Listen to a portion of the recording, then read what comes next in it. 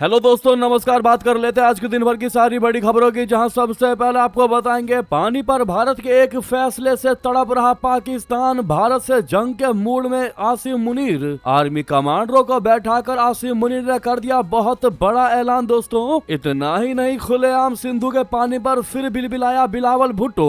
आसिम मुनीर के बाद भुट्टो ने भी भारत को बहुत बड़ी धमकी दी। कहा, हर मोर्चे पर हम हैं तैयार, युद्ध करने के लिए तैयार रहे भारत। अचानक भारत के खिलाफ चीन तुर्की की शरण में जा पहुंचा पाकिस्तान। जमकर वहां से खरीदने लगा हथियार, तो एकदम से भारत के सपोर्ट में खड़ा हुआ इजरायली प्रधानमंत्री नेतन्याहू। दोस्तों, पाकिस्तान के दोस्त इस तुर्की को फाइटर जेट के पुर्जे बेचने पर लगा दिया अड़ंगा। बताएंगे कैसे। तो वहीं सऊदी अरब ने ऑयल मार्केट को हिलाकर रख दिया 20 साल की सबसे बड़ी कीमत में कटौती। दोस्तों, भारत पर क्या पड़ेगा इसका असर, और ओपेक प्लस देश करेंगे बम्पर तेल का उत्पादन। क्या भारत में सस्ता होगा पेट्रोल डीजल, क्या है इसके मायने। दोस्तों, वहीं आपको बताएंगे खामनेई की आखिरी सलामी में जाने से इन 3 मुस्लिम देशों ने कर दिया इनकार। कैसे तेहरान के चलते बढ़ गया इस्लामिक वर्ल्ड। आपको बताएंगे वो कौन से 3 मुस्लिम देश है जो खामनेई के जनाजे में नहीं पहुंचे, दोस्तों आखिरी सलामी में नहीं गए। वहीं आपको बताएंगे आखिरकार इस जेल में ऐसा क्या हुआ कि कैदियों के बीच हिंसक झड़प होने लगी, जिसमें 6 अधिकारियों समेत कुल 25 लोगों की मौत और 100 से भी ज्यादा हुए घायल। उधर आपको बताएंगे चाय के बाद भारत का एक और सख्त एक्शन। नेपाल पर दिया अरबों रुपया का झटका, पीएम बालन से लगाई गुहार। क्या है जानकारी, एक से एक बेहतरीन से बेहतरीन अपडेट आपको बताएंगे। बस आप वीडियो के अंत तक बने रहिएगा। और खबरों में आगे बढ़ने से पहले मानते हैं कि पाकिस्तान ने अगर इस बार भारत से पंगा लेने का प्रयास भी किया, तो भारत पिछली बार तो ऑपरेशन सिंदूर को बस ट्रेलर के तौर पर पाकिस्तान को दिखा चुका है। इस बार पूरी पिक्चर दिखाएगा। तो वीडियो को लाइक करके, चैनल को सब्सक्राइब करके, बेल आइकन दबा के कमेंट में जय हिंद अवश्य कहिएगा। बात करते हैं पहली सबसे बड़ी खबर की, जहां भारत से जंग के मूड में पाकिस्तान आर्मी कमांडरों को बिठाकर आसिम मुनीर ने कर दिया बड़ा ऐलान। दोस्तों, बिन पानी पाकिस्तान तड़प रहा है। पहले उसके नेता भारत को गिदड़ धमकी दे रहे थे, अब उसका आर्मी चीफ आसिम मुनीर ही धमकी देने लगा। आसिम मुनीर ने आर्मी हेडक्वार्टर पर अपने कोर कमांडरों की मीटिंग बुला ली। चर्चा घंटों चली, ये जानने की कोशिश की कि भारत ने पानी नहीं छोड़ा तो क्या करना चाहिए, और आखिर में जो कहा उससे साफ संकेत मिल रहा है कि पाकिस्तान भारत से अब जंग की तैयारी कर रहा है। अब पाकिस्तान भारत पर अटैक करना चाहता है। पाकिस्तान के सेना प्रमुख फील्ड मार्शल आसिम मुनीर ने रावलपिंडी के सेना हेडक्वार्टर में कोर कमांडर्स के साथ कॉन्फ्रेंस की है। बैठक में सिंधु जल संधि को लेकर भारत के रुख पर लंबी चर्चा की गई है। पाकिस्तानी सेना ने कहा है कि देश के हिस्से का पानी सुनिश्चित करने के लिए हर जरूरी कदम उठाया जाएगा, इसके लिए किसी भी हद तक जाया जाएगा। ये बयान भारत के साथ जंग की ओर साफ साफ संकेत है। दोस्तों, सोमवार को ही पाकिस्तान पीपल्स पार्टी के अध्यक्ष बिलावल भुट्टो तक ने भी भारत को बड़ी धमकी दी। उन्होंने कहा कि भारत पानी को हथियार की तरह इस्तेमाल कर रहा है, हम इस पर कभी समझौता नहीं करेंगे। पाकिस्तान इसके लिए युद्ध करने को भी तैयार है। कुछ दिनों पहले ही पाकिस्तान के जलवायु परिवर्तन मंत्री मुसादिक मलिक ने कहा था कि ये पहले ही साफ किया जा चुका है कि जो भी पाकिस्तान के हिस्से का पानी छुएगा उसके हाथ काट दिए जाएंगे। पाकिस्तान के सूचना मंत्री अताउल्लाह तरार तो और आगे निकल गए। उन्होंने कहा कि एक पड़ोसी देश के प्रधानमंत्री के हाथ में पानी का नल है और वो कहते हैं कि वो पाकिस्तान में पानी की एक बूंद भी नहीं जाने देंगे। कोई भी देश इस समझौते को अकेले अपने मर्जी से रद्द नहीं सकता, अगर उन्होंने ऐसा किया तो अंजाम भुगतना होगा। जबकि भारत का स्टैंड क्लियर है। सिंधु जल संधि पर भारत का रुख स्पष्ट है। जो आपको पता है, जिनको नहीं मालूम उनको बता दे, भारत ने साफ साफ कह रखा है कि भैया सीमा पार आतंकवाद जब तक बंद नहीं होगा तब तक सिंधु जल संधि जो है वो स्थगित रहेगी, तब तक हम इस पर कोई बातचीत भी नहीं करेंगे। 23 अप्रैल 2025 को भारत की घोषित नीति के अनुसार 1960 की सिंधु जल संधि को स्थगित रखा जाएगा। ये फैसला तब तक लागू रहेगा जब तक पाकिस्तान भरोसेमंद और परमानेंट तौर पर सीमा पार आतंकवाद को समर्थन देना पूरे तरीके से बंद नहीं कर देता। और यही वजह है कि लगातार पाकिस्तान के मंत्री भारत को गिदड़ भभकियां दे रहे हैं। लेकिन अब यह खबर सबसे बड़ी इसलिए बन चुकी क्योंकि खुद पाकिस्तान के आर्मी चीफ आसिम मुनीर ने भारत से जंग के मूड में आर्मी कमांडरों की बैठक बुला ली और बैठक में कहा कि देश के हिस्से का पानी सुनिश्चित करने के लिए हर जरूरी कदम उठाया जाएगा, चाहे इसके लिए हमें कुछ भी क्यों ना करना पड़े। जिससे साफ साफ संकेत है। सारे मंत्रियों की धमकियों को, गिदड़ भभकियों को देखे और आसिम मुनीर के इस बयान को देखें और इनका कंक्लूजन निकालें तो साफ साफ पता चलता है दोस्तों कि पाकिस्तान किसी बहुत बड़े युद्ध की तैयारी में है। वो कहीं ना कहीं इन मामलों को लेकर भारत पर अटैक भी कर सकता है। दोस्तों, हालांकि आपको बता दें कि भारत की सेना पहले से ही तैयार बैठी है, तैयार खड़ी है। भारत की सेनाओं को तैयारी करने की कोई आवश्यकता नहीं, काफी टाइम से ही भारत की पूरी तैयारी है। ऑपरेशन 2 को सिर्फ पॉज किया गया है, यानी रोका गया है, इसको खत्म नहीं किया गया। आज भी भारत की सेना जौ की तौ बनी हुई है सीमा पर, पाकिस्तान के हर एक अटैक का माकूल जवाब देने के लिए। ये बात आसिम मुनीर को गांठ बांध लेनी चाहिए कुछ भी कहने या करने से पहले। दोस्तों इसी बीच जो एक और जानकारी सामने आई है इसी से जुड़ी, वो ये कि भारत पर अटैक करने से पहले लगातार ड्रोन मिसाइल पनडुब्बियों को इकट्ठा कर रहा है पाकिस्तान भारत के खिलाफ। पहुंचा चीन तुर्की की शरण में, जमकर खरीद रहा उनसे हथियार। जी हां, ऑपरेशन सिंदूर में भारत के हाथों मार खाने के बाद पाकिस्तान तेजी से अपनी सेना को आधुनिक बना रहा है। इसके लिए वो चीन और तुर्की से भारी मात्रा में हथियारों की खरीद भी कर रहा है। इनमें ड्रोन मिसाइलें, पनडुब्बियां, युद्धपोत और हेलीकॉप्टर जैसे प्लेटफॉर्म शामिल है। पाकिस्तान ने लॉइटरिंग म्यूनिशन और बिना पायलट वाले सिस्टम की खरीद में भी बड़ा निवेश किया है। इसका बड़ा हिस्सा तुर्की से खरीदा जा रहा है। इसके अलावा पाकिस्तान चीन से स्टील्थ फाइटर जेट की भी खरीद कर रहा है। उसने हाल के समय में मिसाइल क्षमता का भी विस्तार किया और बड़े पैमाने पर ड्रोन भी खरीदे हैं। पाकिस्तान तुर्की से 1000 से ज्यादा यह बिना पायलट वाले हवाई वाहन यूएवी खरीदने की योजना बना रहा है। इसके अलावा उसने पहले से ही बैरक्तार TB2 और आंकिंसी ड्रोन की खरीद की है। इससे साफ साफ क्लियरली समझ में आ रहा है कि पाकिस्तान के आर्मी चीफ ने जो ये बयान दिया है उसके पीछे उनकी यही सबसे बड़ी अकड़ है कि उनके पास अब ये सारे हथियार मौजूद है। उनको लग रहा है कि उन्होंने चीन और तुर्की से ये मिसाइलें, ये हथियार खरीद कर बहुत बड़ा तीर मार लिया। उनको लग रहा है कि कब इन हथियारों का इस्तेमाल किया जाए भारत पर, जो कि ऐसी धमकियां देते दिखाई दे रहे हैं। ऐसे में अगर आप भी मानते हैं कि पाकिस्तान एक बार हिमाकत करेगा तो भारत घर में घुसकर अब वहां तक मारेगा जहां तक जाने से ये लोग हाथ पैर ना जोड़ ले, तो सबसे पहले इस वीडियो को लाइक करिएगा। सामने लाइक का बटन है, नहीं प्रेस किया है तो 1 सेकंड भी नहीं लगना दोस्तों, अवश्य दबा दीजिएगा ताकि ये जानकारी पाकिस्तान तक पहुंचे और पता चले कि भारत उससे काफी पहले से तैयारी में बैठा हुआ है उसका इलाज करने के लिए। इसलिए लाइक करना मत भूलिएगा और कमेंट में मेरा भारत महान लिख दीजिएगा। तो वहीं आपको बता दे दोस्तों, जहां एक तरफ तुर्की से लगातार हथियार खरीद रहा है पाकिस्तान, वहीं दूसरी तरफ भारत का दोस्त इजराइल, वहां के प्रधानमंत्री नेतन्याहू ने तुर्की के पुर्जे खरीदने पर लगा दिया अड़चन। पाकिस्तान का दोस्त तुर्की फाइटर जेट के पुर्जे अमेरिका से खरीद रहा था, या यूं आप कह सकते हैं कि पाकिस्तान के दोस्त को फाइटर जेट के पुर्जे बेच रहे थे डोनाल्ड ट्रंप। अब नेतन्याहू ने लगा दिया अड़ंगा दोस्तों। बता दें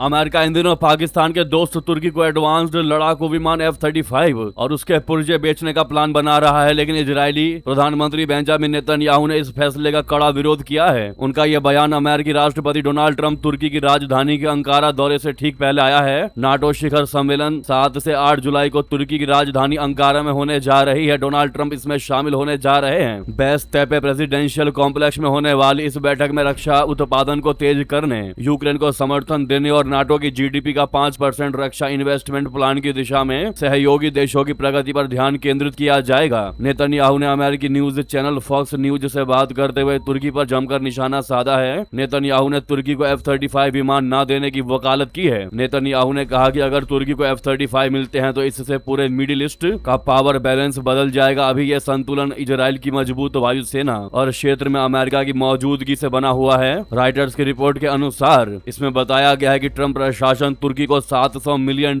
यानी करीब 6000 करोड़ रुपए से ज्यादा कीमत के दर्जनों जेट इंजन बेचने का प्लान पर आगे बढ़ रहा है। हालांकि अमेरिकी कांग्रेस के कुछ सदस्य इस सौदे का विरोध कर रहे हैं। बताया जा रहा है कि जनरल इलेक्ट्रिक के बनाए ये इंजन तुर्की के स्वदेशी लड़ाकू विमान कान में लगाए जाएंगे। नाटो सदस्य तुर्की ने 2016 में इस परियोजना की शुरुआत की थी ताकि रक्षा क्षेत्र में दूसरे देशों पर उसकी निर्भरता कम हो सके। तो देखा आपने दोस्तों, जहां एक तरफ भारत का दुश्मन देश पाकिस्तान अपने दोस्त देश तुर्की से हथियार खरीदकर भारत को अकड़ दिखा रहा है, भारत को गिदड़ भभकियां धमकियां दे रहा है युद्ध की, वहीं दूसरी तरफ भारत का दोस्त देश इजराइल पाकिस्तान के दोस्त देश तुर्की को अपंग बना रहा है पुर्जे ना देकर। जी हाँ दोस्तों, इसे कहते हैं असली दोस्ती, क्योंकि नेतन्याहू ने कल शाम को ही कहा था कि भारत जितना अमेरिका उसका दोस्त है उतना ही भारत भी नेतन्याहू के लिए दोस्त है, इजराइल के लिए दोस्त है। जी हाँ दोस्तों, इससे बड़ी बात क्या ही होगी भारत के लिए, जहाँ जैसे ही मुश्किल का समय आता है भारत के लिए तुरंत उसके दोस्त साथ देने को खड़े हो जाते हैं। ये बात तो माननी पड़ेगी। नेतन्याहू पर आपकी क्या राय है जरूर कमेंट कीजिएगा, और पाकिस्तान के इन गिदड़ भभकियों पर आप क्या जवाब देना चाहेंगे दोस्तों कमेंट में लिखकर बताइएगा। नेक्स्ट खबर की बात कर लेते हैं, जहां मणिपुर में उग्रवादियों का बड़ा अटैक, असम राइफल्स के 2 अपने जवान शहीद और कई हुए घायल, राज्यपाल ने जताया दुख। दोस्तों, मणिपुर के उखरुल जिले में उग्रवादियों के हमले में असम राइफल्स के 2 जवान मारे गए, वहीं अन्य घायल हुए हैं। यह जानकारी पीटीआई न्यूज एजेंसी के हवाले से अपनी रिपोर्ट में दी गई है। इस पर मणिपुर के राज्यपाल ने दुख जताया है। उन्होंने हमले की निंदा की है। वहीं हमले के बाद मौके पर भारी सुरक्षा बल के जवान तैनात हैं। इलाके को सील कर दिया गया है। यहाँ आर्मी एक बड़ा सर्च ऑपरेशन शुरू कर सकती है। राज्यपाल भवन से जारी बयान में कहा गया है कि मणिपुर के राज्यपाल आज उखरुल में हुए हमले में असम राइफल्स के 2 बहादुर जवानों की दुखद मौत से बहुत दुखी हैं। राज्यपाल हिंसा की इस कायराना हरकत की निंदा करते हैं। हमारे समाज में ऐसे हमलों के लिए कोई जगह नहीं है। ये शांति और सुरक्षा बनाए रखने के हमारे सामूहिक संकल्प को कमजोर नहीं कर सकते। जी हाँ, अब आपके मन में ये सवाल उठेगा, आखिर क्यों असम राइफल्स और स्थानीय लोगों में विवाद हुआ? तो आपको बता दें, असम राइफल्स के 2 जवानों की मौत की घटना कुछ हफ्ते बाद हुई है। इससे पहले यहाँ मणिपुर के इसी जिले में प्रदर्शनकारियों और सुरक्षा कर्मियों के बीच झड़प देखने को मिली थी। इसमें करीबन 4 आम नागरिक घायल हुए थे। झड़प की वजह थी कि इस इलाके में असम राइफल्स की एक चौकी बनाई जानी थी, जिस वजह से विवाद बना हुआ था। इस चौकी बनाने का विरोध उस इलाके की महिलाओं और स्टूडेंट ग्रुप सहित स्थानीय निवासियों ने किया। इस दौरान विरोध प्रदर्शन भी देखने को मिला। असम राइफल्स के जवानों ने लाठीचार्ज किया, कई राउंड फायरिंग भी की, जिससे 4 नागरिक घायल हो गए। और उसी के रोष में दोस्तों, अब मणिपुर में उग्रवादियों ने बड़ा अटैक किया, जिसमें अपने 2 जवान शहीद हो गए। इस पर आप क्या कहेंगे? इतना ही नहीं, वहीं आपको बता दें, अमरनाथ यात्रा के बीच सेना को मिली बहुत बड़ी कामयाबी, भारी मात्रा में हथियार और गोला बारूद हुआ बरामद। दोस्तों,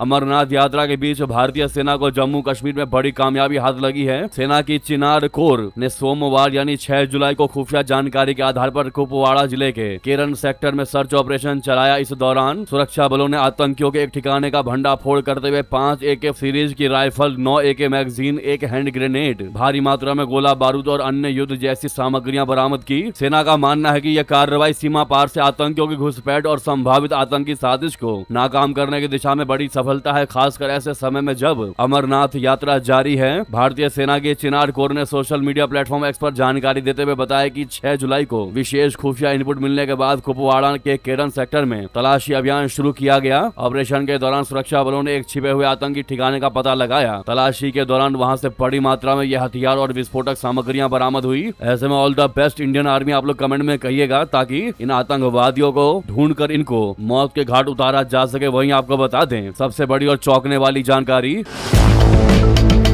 सऊदी अरब ने ऑयल मार्केट को हिलाकर रख दिया। दोस्तों, 20 साल की सबसे बड़ी कीमत कटौती, क्या पड़ेगा इसका भारत पर असर? आपको बता दें, सऊदी अरब ने ग्लोबल ऑयल मार्केट को चौंका कर रख दिया है। रातों रात सबको शॉक कर दिया है। कमजोर वैश्विक मांग और मिडिल ईस्ट में घटते तनाव का फायदा उठाते हुए सऊदी अरामको ने एशियाई ग्राहकों के लिए अगस्त 2026 से प्रभावी अपने अरब लाइट क्रूड की कीमत में $11 प्रति बैरल की भारी कटौती करने का ऐलान कर दिया है। बताया जा रहा है कि यह पिछले 2 दशकों से अधिक समय में की गई सबसे बड़ी कीमत कटौती है, जिसने पूरे ऑयल मार्केट को हिला कर रख दिया। दोस्तों, सरकारी स्वामित्व वाली सऊदी अरामको द्वारा जारी आधिकारिक मूल्य निर्धारण दस्तावेज के अनुसार अगस्त महीने की डिलीवरी के लिए एशियाई खरीदारों को अरब लाइट क्रूड अब क्षेत्रीय बेंचमार्क से $1.5 प्रति बैरल की छूट पर उपलब्ध होगा। ब्लूमबर्ग ने इस दस्तावेज का हवाला देते हुए बताया है कि मार्केट एक्सपर्ट्स ने औसतन $7 से $8 प्रति बैरल की कटौती का अनुमान लगाया था, लेकिन सऊदी अरब ने उससे कहीं अधिक रियायत दी है। ये कटौती ऐसे वक्त में आई है जब वैश्विक तेल बाजार में आपूर्ति बढ़ रही है और मांग में नरमी आ गई है। हाल ही में इजराइल ईरान के बीच हुए संघर्ष के दौरान कच्चे तेल के दाम $80 से $85 प्रति बैरल तक पहुंच गए थे, लेकिन संघर्ष थमने और हरमुज में माल ढुलाई सामान्य होने के बाद कीमतों में तेज गिरावट दर्ज की गई। वर्तमान में ब्रेंट क्रूड का भाव $72 प्रति बैरल के आसपास पहुंच गया है, जिससे युद्ध से जुड़ा जोखिम प्रीमियम लगभग खत्म हो गया है। साथ ही सऊदी अरब ने संघर्ष के दौरान यानबू स्थित अपने लाल सागर टर्मिनल से निर्यात का रुख बदला था, लेकिन अब खाड़ी के मुख्य तेल टर्मिनलों से सप्लाई फिर से बढ़ गई है। ओपेक और उसके सहयोगी देशों के समूह ओपेक प्लस द्वारा अगस्त महीने के लिए उत्पादन कोटा बढ़ाने पर सहमति बनने के बाद आपूर्ति की स्थिति और मजबूत हुई है। सऊदी अरब, इराक, कुवैत और अन्य खाड़ी देश अब हरमुज जलमार्ग से बिना किसी बाधा के अधिक मात्रा में तेल निर्यात कर सकेंगे। दोस्तों, इससे एशिया के बाजार में प्रतिस्पर्धा बढ़ेगी और कीमतों पर तगड़ा दबाव बढ़ेगा। सबसे बड़ा सवाल जिसलिए ये खबर और ज्यादा महत्वपूर्ण हो जाता है, जी हाँ, वो है भारत। सवाल है इसका भारत पर कैसा असर पड़ेगा। तो आपको बता दें, भारत जो है वो दुनिया का तीसरा सबसे सबसे बड़ा तेल आयातक देश है और अपनी कुल खपत का 85% से अधिक कच्चा तेल विदेशों से मंगवाता है। सऊदी अरब भारत का सबसे बड़ा तेल आपूर्तिकर्ता देशों में शामिल है। दोस्तों, ऐसे में इस ऐतिहासिक कटौती से भारत को बड़ी राहत मिलेगी। वहीं जानकारों का कहना है कि सऊदी के इस फैसले से आयात बिल में कमी आएगी, जिससे करंट अकाउंट डेफिसिट बोले तो CAD कैड पर दबाव बढ़ेगा।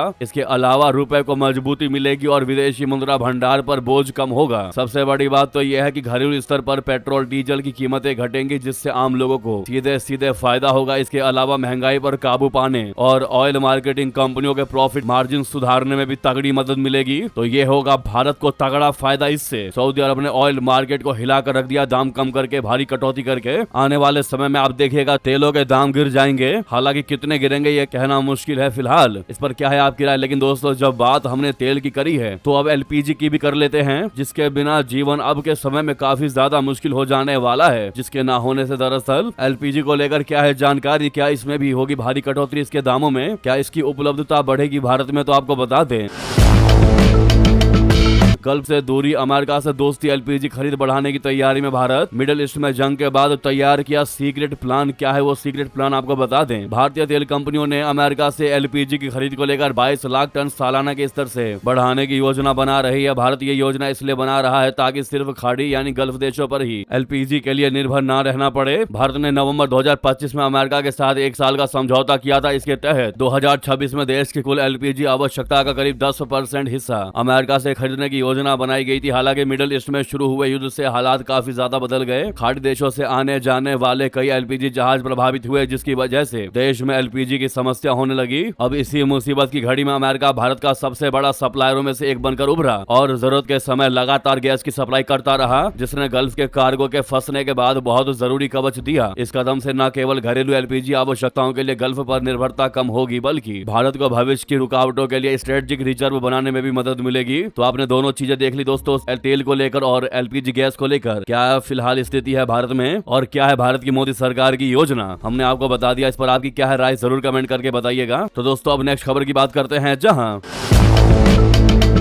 खामेनी की आखिरी सलामी में जाने से इन 3 मुस्लिम देशों ने क्यों किया इनकार, कैसे तेहरान के चलते बढ़ गया इस्लामिक वर्ल्ड, आपको बता दें। ईरान के दिवंगत सर्वोच्च नेता अयातुल्लाह अली खामेनी की अंतिम यात्रा सोमवार यानी 6 जुलाई सुबह तेहरान के इमाम हुसैन स्क्वायर से शुरू हुई। यात्रा की शुरुआत ईरान का राष्ट्रगान बजाकर किया गया। हजारों की संख्या में लोगों का हुजूम सुबह से ही सड़कों पर जुटने लगा। खामेनी की अंतिम यात्रा में शामिल होने के लिए दुनिया भर से प्रतिनिधिमंडल ईरान पहुंचे। हालांकि उनकी अंतिम सलामी में शामिल होने को लेकर मुस्लिम देश बटे हुए नजर आए। दोस्तों, ईरान के पूर्व सुप्रीम लीडर खामेनी के अंतिम संस्कार में पाकिस्तान के PM शहबाज शरीफ से लेकर उसके अधिकतर मंत्री और आर्मी चीफ आसिम मुनीर तक पहुंचे थे। चीन की ओर से उसके विशेष दूत और रशिया ने वरिष्ठ प्रतिनिधि को भेजा था। तुर्की के उपराष्ट्रपति खुद इस कार्यक्रम के लिए तेहरान पहुंचे। 3 मुस्लिम देशों संयुक्त अरब अमीरात यानी UAE, बहरीन और कुवैत ने खामेनी की अंतिम यात्रा में अपना प्रतिनिधि नहीं भेजा, जिसका बाद की दुनिया की राजनीति को लेकर फिर से अलग अलग कयास लगाए जाने लगे हैं। ये तीनों देश खाड़ी क्षेत्र की राजनीति और अर्थव्यवस्था में महत्वपूर्ण स्तंभ है। दोस्तों, विदेशी मेहमानों में कई देशों के राष्ट्रीय अध्यक्ष, संसद के स्पीकर और मंत्री शामिल थे। इनमें पाकिस्तान के प्रधानमंत्री शहबाज शरीफ और सेना प्रमुख फील्ड मार्शल सैयद आसिम मुनीर, आर्मेनियाई प्रधानमंत्री निकोल पाशिनियान, जॉर्जिया के राष्ट्रपति मिखाइल कवेलशविली, इराकी राष्ट्रपति निजार अहमदी जैसे वरिष्ठ अधिकारी भी शामिल थे। वहीं अगर भारत से बात करें तो बिहार के गवर्नर लेफ्टिनेंट जनरल सैयद अता हसनैन और देश राज्य मंत्री पवित्र मार्गरीटा खामेनी के अंतिम संस्कार में भारत का प्रतिनिधित्व किया, यानी भारत से शामिल हुए।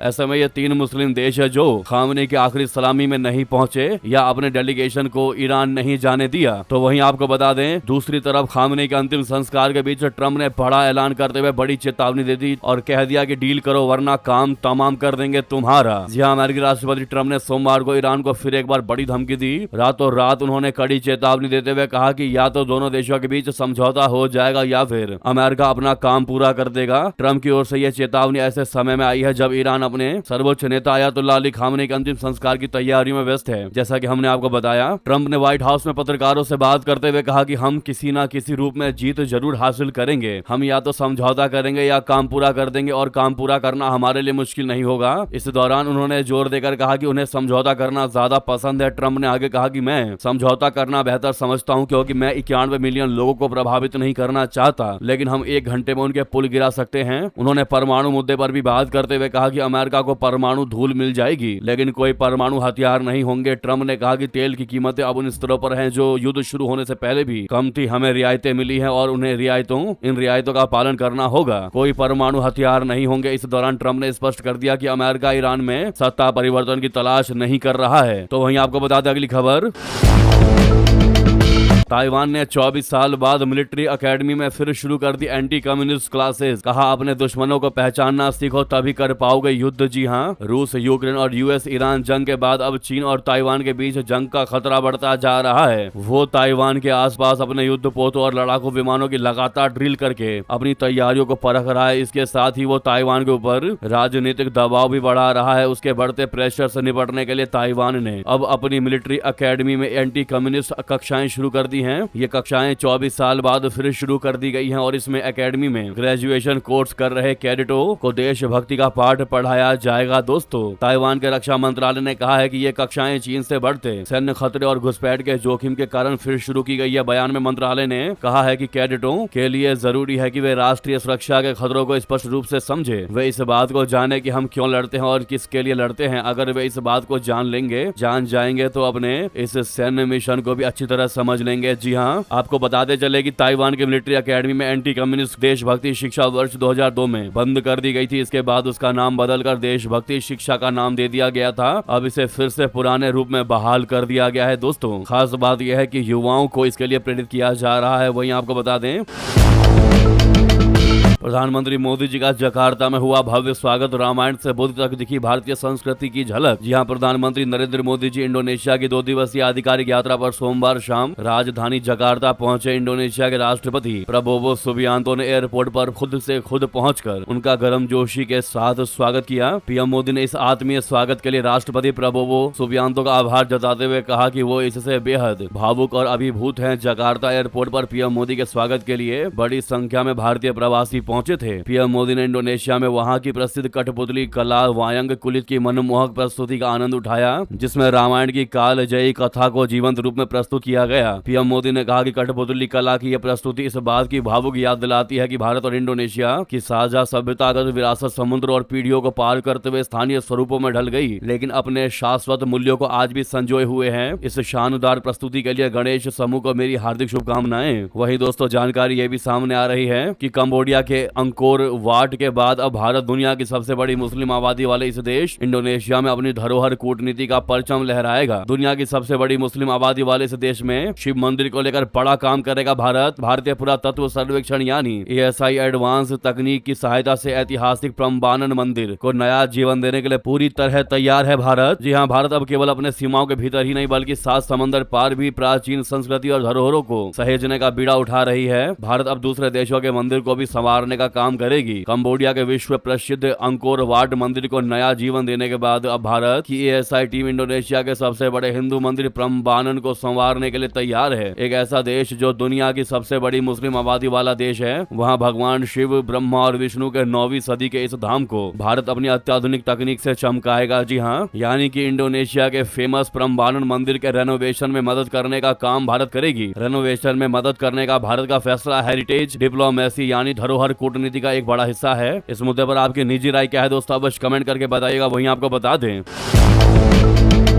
E20 पेट्रोल का भारत ने भूटान को दिया था ऑफर। क्या है इसका असली सच, क्यों मचा है बवाल, बता दें। सरकार कहती है कि सब ठीक है, अखबार कहता है हमारे पास कागज है। भूटान कहता है हमने सामान्य पेट्रोल मांगा था। और इसी खींचतान के बीच E20 पेट्रोल पर बहस छिड़ गई है। अब सिर्फ भारत के अंदर ही ये बहस नहीं छिड़ी बल्कि पड़ोसी मुल्क भूटान तक पहुंच चुकी है। जी हाँ, सवाल सिर्फ इतना नहीं है कि प्रस्ताव किसने किसको दिया और किसने ठुकराया, सवाल ये भी है कि जिस E20 पेट्रोल को लेकर देश में पहले से बहस चल रही है उस पर अब अंतर्राष्ट्रीय स्तर पर भी सवाल उठने लगे हैं। दरअसल भारत सरकार और भूटान के प्रमुख अखबार द भूटानीज के बीच नया विवाद शुरू हो गया है। मामला इस बात को लेकर है कि क्या भारत की ऑयल मार्केटिंग कंपनियां OMCs ने कभी भूटान को E20 पेट्रोल सप्लाई करने का प्रस्ताव दिया था या नहीं। दोस्तों, भारत सरकार इसे पूरे तरीके से गलत बता रही है, जबकि भूटान के अखबार का दावा है कि उसके पास सरकारी विभाग की लिखित रिस्पॉन्स मौजूद है जो कुछ और कहानी कहती है। भारत के पेट्रोलियम और प्राकृतिक गैस मंत्रालय ने रविवार को साफ कहा है कि ऐसी खबरें गलत हैं, जिनमें दावा किया गया है कि भूटान ने भारत के E20 पेट्रोल सप्लाई प्रस्ताव को ठुकरा दिया। मंत्रालय के मुताबिक भारत की किसी भी ऑयल मार्केटिंग कंपनी ने भूटान को E20 पेट्रोल देने का कोई प्रस्ताव नहीं दिया और अब तक ऐसा कोई औपचारिक एक्सपोर्ट प्रपोजल भी तैयार नहीं किया गया है। मंत्रालय ने लोगों से अपील की है कि वे सिर्फ मंत्रालय और ऑयल मार्केटिंग कंपनियों की आधिकारिक जानकारी पर ही भरोसा करें, किसी के भी कहे बात को यूं ही ना मान ले। वहीं अगर भूटानी पत्रकार के जवाब की बात करें तो भारत सरकार के बयान के कुछ ही घंटों बाद दी भूटानीज के संपादक तेनजिंग लमजांग ने सोशल मीडिया प्लेटफॉर्म एक्स पर भूटान के व्यापार विभाग बोले तो डिपार्टमेंट ऑफ ट्रेड की लिखित रिस्पॉन्स शेयर किया। उन्होंने दावा किया है कि यही दस्तावेज उनकी खबर का आधार है। लमसांग के मुताबिक विभाग ने साफ कहा है कि भूटान सरकार भारत से E20 पेट्रोल आयात नहीं कर रहा है। विभाग ने यह भी बताया कि E20 पेट्रोल में मौजूद एथेनॉल हवा से नमी खींचने की क्षमता रखता है। इससे पानी मिलने का खतरा बढ़ जाता है, जिससे फ्यूल की क्वालिटी प्रभावित हो सकती है। भूटान के ट्रेड डिपार्टमेंट ने अपने जवाब में यह भी कहा कि टेक्निकल मीटिंग्स के दौरान इंडियन ऑयल मार्केटिंग कंपनियों से सामान्य पेट्रोल की सप्लाई करने का अनुरोध किया गया था। विभाग का कहना है कि देश में मौजूद underground storage tank ethanol blended petrol को सुरक्षित तरीके से संभालने के लिए बिल्कुल भी उपयुक्त नहीं है। जैसा कि आप तेनजिंग लमजांग का ये ट्वीट देख पा रहे होंगे दोस्तों, जिसमें उन्होंने साथ में क्वेश्चन फ्रॉम द भूटानीज अटैच कर रखा है। तेनजिंग लमजांग ने इसी डॉक्यूमेंट को अपनी खबर का आधार बताया है। यही बात अब पूरे विवाद की असल वजह बन चुकी है। भूटान के अखबार का कहना है कि सरकारी दस्तावेज ये बताते हैं कि सामान्य पेट्रोल की सप्लाई जारी रखने का अनुरोध किया गया था। वहीं भारत सरकार का कहना है कि जब E20 पेट्रोल देने का कोई प्रस्ताव ही नहीं था तो उसे ठुकराने का सवाल ही कहां से खड़ा होता है। अब E20 पेट्रोल पर तगड़ी बहस चलती दिखाई दे रही है। दोस्तों, इस मुद्दे पर आपकी क्या राय है और E20 पेट्रोल पर आप क्या कहना चाहेंगे जो भारत में लागू कर दिया गया है? किन किन को ऐसा लगता है कि E20 पेट्रोल जो है वो जबरदस्ती थोपा नहीं जाना चाहिए, बल्कि वो चॉइस में पेट्रोल पंपों पर लगाने चाहिए, यानी जिनको E20 लेना होगा वो अपने आप E20 पेट्रोल खरीदेंगे, जिनको 100% पेट्रोल चाहिए होगा वो E0 पेट्रोल खरीदेंगे और जिनको डीजल चाहिए होगा वो डीजल खरीदेंगे। किन किन को लगता है कि ऑप्शन देने चाहिए, ना कि जबरदस्ती ऐसे थोपा जाना चाहिए? जो भी आपकी राय हो दोस्तों, एक सच्चे भारतीय नागरिक होने के नाते आप लोग कमेंट करके जरूर लिखिएगा। रिक्वेस्ट है, क्योंकि आपका एक राय पूरे भारत को बदल सकता है, भारत में बदलाव, पॉजिटिव बदलाव ला सकता है, इसीलिए जरूर कमेंट कीजिएगा। रिक्वेस्ट है औरों को भी ये जानकारी पता चले और भी लोग इस पर कमेंट कर सके, इसीलिए जितना ज्यादा हो सके जहां पर भी आपका ग्रुप हो वह सब, चाहे फेसबुक या एक्स, इस वीडियो को शेयर करना बिल्कुल भी मत भूलिएगा। लगे हाथ तो वीडियो को लाइक करके, चैनल को सब्सक्राइब करके, बेल आइकन दबा के कमेंट में जय हिंद अवश्य कह दीजिएगा। तो मिलते हैं आप अगली बड़ी खबर में। यहां तक बने रहने के लिए आप सभी का बहुत बहुत धन्यवाद, बहुत बहुत आभार। जय हिंद, जय भारत।